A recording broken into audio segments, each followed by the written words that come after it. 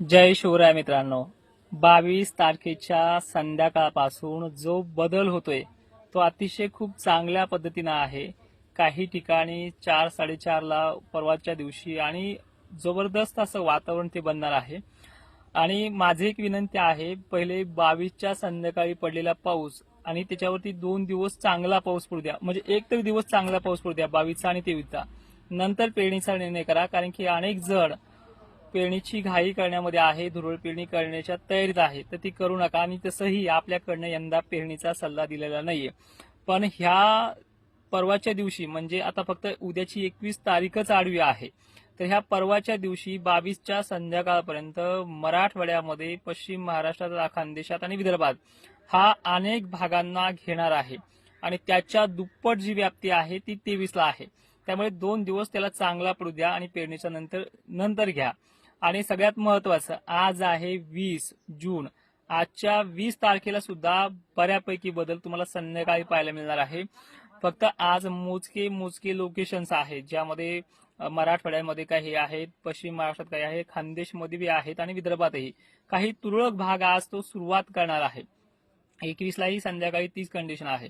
पण 22 जून जी आहे ती खूप चांगल्या पद्धतीनं मेघगर्जनेसह तर काही ठिकाणी जोरदार पावसाचं आगमन करणार आहे. 100% पहिल्या दिवशी व्याप्ती नसते, तुम्हालाही माहिती आहे.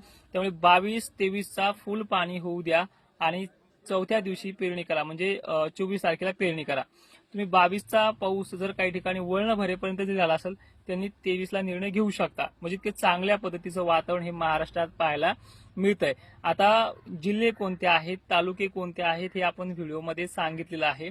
पण एक उत्कृष्ट प्रमाणात म्हणजे वातावरणाचं हे मराठवाड्याच्या बाबतीत बीड, जालना, त्याचबरोबर इकडे पाहायला आपण गेलो तर अहिल्यानगर क्षेत्र, संभाजीनगर क्षेत्र, जळगाव क्षेत्र, धाराशिव क्षेत्र सुद्धा चांगल्या पद्धतीने आहे. नांदेड पट्टे, हिंगोलीपर्यंत मजल चांगले आहे. आणि रात्री, मध्यरात्री 22च्या संध्याकाळी 12 ते 1 वाजता वाशिमपर्यंत, अकोल्यापर्यंत ही खाली यवतमाळपर्यंत मजल आहे. पण इतका मोठा व्याप घेण्यासाठी त्याला 2 दिवस लागतील. त्यामुळे 22च्या संध्याकाळी हा पूर्ण होऊ द्या आणि 23ला सुद्धा पूर्ण त्याची व्याप्ती होऊ द्या. ठीक आहे. एक खूप चांगल्या पद्धतीची गुड न्यूज मागच्या 2-4 दिवसापासून तुमच्यासाठी घेऊन आलोय. त्यामुळे अनेक शेतकऱ्यांच्या मनामध्ये एक चांगलं बदल पाहायला मिळते.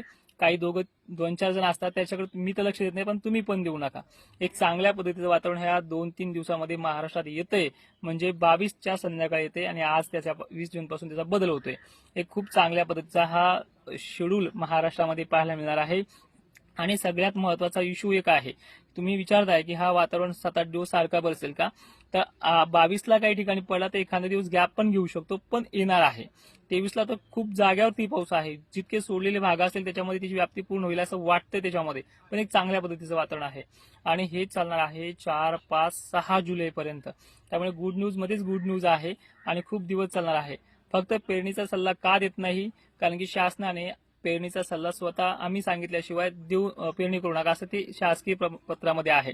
त्यामुळे तुम्ही त्यांच्या निर्णयावरती पेरण्या करा आणि ज्यांना विश्वास आहे त्यांनी करू शकता येणाऱ्या पाऊस पडल्याच्या नंतर. अगोदर कोणालाच सल्ला नाही. धन्यवाद.